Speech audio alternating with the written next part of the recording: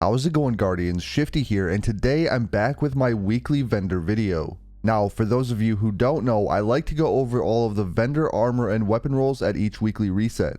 I do have to mention that the armor rolls are not the best of all time. With that said, they might not appeal to veteran players, but they will be more suitable for newer players.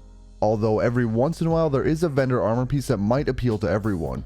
In addition to that, sometimes Banshee does sell a god roll weapon. Alright, so in this video I'm going to start off by going over any standout armor rolls for each class, then I'm going to go over any notable Banshee weapon rolls, and at the end of the video I'm going to show off any remaining armor and weapon rolls for the week. Before I get into that, if you end up enjoying the video, make sure to hit that like button, and if you're new to my channel, don't forget to subscribe as well. In terms of any standout armor rolls, I'm going to kick things off with Warlocks. Now unfortunately for Warlocks this week there aren't many great rolls. One piece that did stand out was leg armor sold by Devrim Kay. It has 26 mobility and 19 strength. Now this piece is arguably pretty bad because it has low recovery, discipline, and intellect.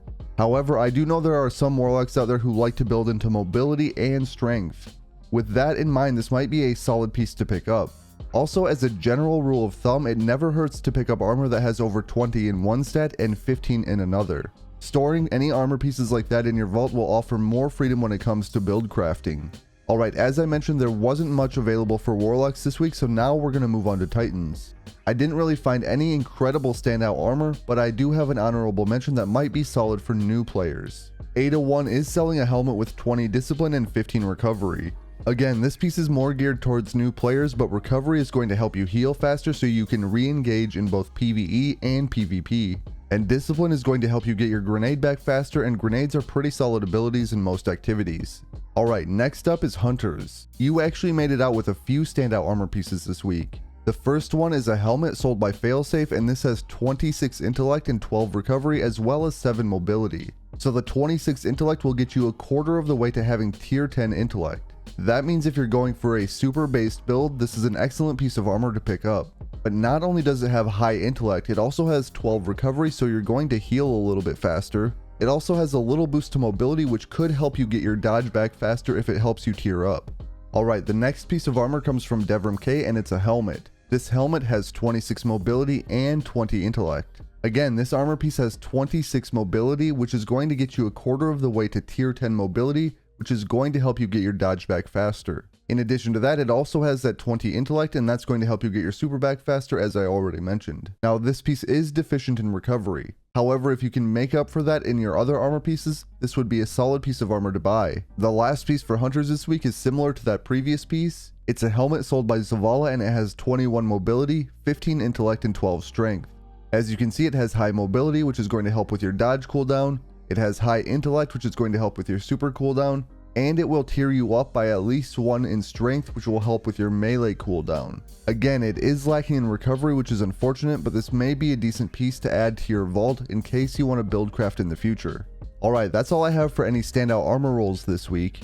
Now I want to move on and talk about any notable Banshee weapons. Before I get into any decent weapons this week, I do want to mention that the weapon rolls that you see in this video will not be the same after 7 PM Central on Wednesday. Every week at that time, the weapon rolls will change again. The weapons will stay the same, but their perks will be different.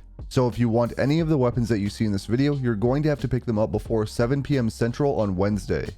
Alright, so the first weapon I want to talk about is the Toil and Trouble. This isn't the greatest roll of all time, but it does have some decent barrel options. It has a range masterwork, and it has moving target, which can be solid in PvP. If you're newer to the game and you don't have a decent aggressive frame shotgun in your kinetic slot yet, I would pick this up for now.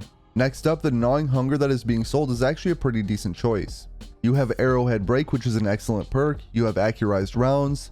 Tap the trigger is okay, it's better in PvP. And you also have Rampage.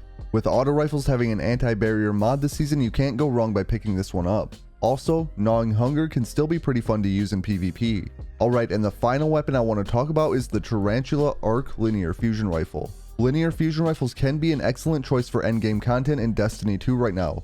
Much of the reason for that is the particle deconstruction mod from the seasonal artifact. So if you're looking for a decent arc linear fusion rifle, I highly recommend picking up this Tarantula, especially because it has field prep, which is going to give you more ammo in reserves. Not only that, but it will help you reload faster if you're crouching. Anyway, that's all I have for any standout Banshee weapon rolls this week. Now I am going to show off footage of the remaining armor and vendor roles. If you want to stick around to check that out, feel free to do so. Otherwise, I hope that you have a good day and I'll catch you on the next one.